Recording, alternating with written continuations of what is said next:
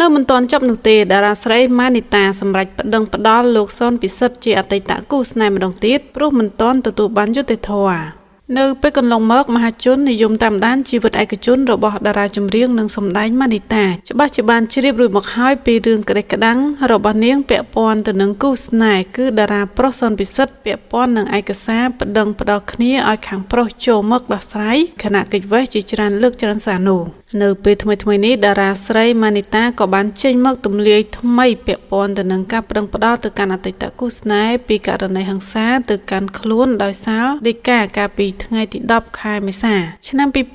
2025ពីសាឡាឧត្តរគឺមិនមែនបន្ថយទោសអតីតគូស្នេហ៍ពីឆ្នាំមកនៅសល់1ឆ្នាំទេគឺព្យួរទោសជន់ល្មើសឲ្យនៅក្រៅឃុំតែម្ដងយ៉ាងណាមិញនៅថ្ងៃទី23 ខែមេសាឆ្នាំ2025កន្លងទៅនេះតារាស្រីម៉ានីតាបានចេញមកបញ្ជាក់ជាថ្មីម្ដងទៀតថានាងមានផុសតាងសម្លេងនិងសាក្សីឃើញការប្រះហិង្សាខណៈក្រោយទម្លាយរូបភាពរឿងអំពើហិង្សាពីអតីតគូស្នេហ៍លោកសុនពិសិដ្ឋមានការបញ្ចេញមតិមួយចំនួនតូចថាមិនមែនជាការពិតផងនៅតាមរយៈវីដេអូនោះដែរតារាស្រីម៉ានីតាបានឲ្យដឹងថានាងចេញមកមិនមែនចង់បំពុលសង្គមអ្វីឡើយតែនាងចេញមកដើម្បីរកភាពយុត្តិធម៌សម្រាប់ខ្លួនឯងក្រោយរឿងការឈឺចាប់អស់រយៈពេល4ឆ្នាំពលគឺចាប់តាំងពីឆ្នាំ2021ដល់ឆ្នាំ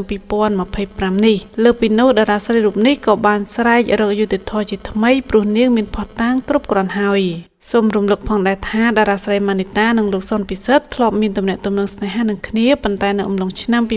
2021អ្នកទាំងពីរក៏បានបែកបាក់គ្នាក៏ព្រោះតែស្នេហាត្រីកោណដោយកាលនោះមានការលើកឡើងថាដោយសារខាងប្រុសមានអ្នកថ្មីបន្ទាប់មកក៏មានការប្តឹងប្រោសគ្នារហូតមកដល់នឹងពេលនេះចាតើតើទៅនឹងអត្ថបទនេះក៏សូមបញ្ចប់ត្រឹមតែប៉ុណ្ណេះនិងសូមបន្តជូននៅអត្ថបទទី2ដែលតេតឹងទៅនឹងចូលវ័យ15ឆ្នាំបងស្រីពេជ្រសូលីកាសម្រាប់កាន់តែស្អាតសមត្ថភាពសិល្បៈក៏កាន់តែពូកែត្រៀមខ្លួនចាប់ក្តីស្រមៃដ៏ធំមួយនៅក្រៅប្រទេសមហាជនអ្នកគាំទ្ររបស់តារាចម្រៀងស្រីពេជ្រសូលីកាច្បាស់ជាបានជ្រាបរឿងមកហើយពីបងស្រីតែម្នាក់របស់នាងមានឈ្មោះថាមេជីងមកដល់នឹងពេលនេះនាងកាន់តែធំពេញរូបរាងសម្រស់ស្រស់ស្អាតមិនចាញ់បងស្រីនោះឡើយលើពីនេះទៅទៀតកន្លងមកមេជីងក៏តែងទទួលបានការចាប់អារម្មណ៍សរសើរពីមហាជនចំពោះសមត្ថភាពទេពកោសល្យរបស់នាងលើសិល្បៈពូកែផ្នែករាំនិងមានដងអាចច្រៀងបានយ៉ាងពិរោះដែលបានចេញចម្រៀងរួមគ្នាជាមួយបងស្រីពេជ្រសូលីកាថែមទាំងបង្ហាញខ្លួនលើឆាកប្រគំតន្ត្រីផ្សេងៗទៀតផងយ៉ាងណាមិញថ្មីកន្លងមកនេះមេជីងបានឈានចូលវ័យ15ឆ្នាំហើយឃើញថារូបសម្រស់កាន់តែស្អាតសមត្ថភាពក៏កាន់តែពូកែបើតាមរយៈការរៀបរាប់របស់អ្នកនាងពេជ្រសូលីកាជូនពរបងស្រីក្នុងថ្ងៃកំណើតនេះក៏បានឲ្យដឹងថាមេជីងមានក្តីស្រមៃធំមួយដែលនាងកំពុងត្រៀមខ្លួនឈោងចាប់ក្តីស្រមៃចង់ក្លាយទៅជាតារាចម្រៀង K-pop ដ៏ល្បីម្នាក់នៅថ្ងៃអនាគត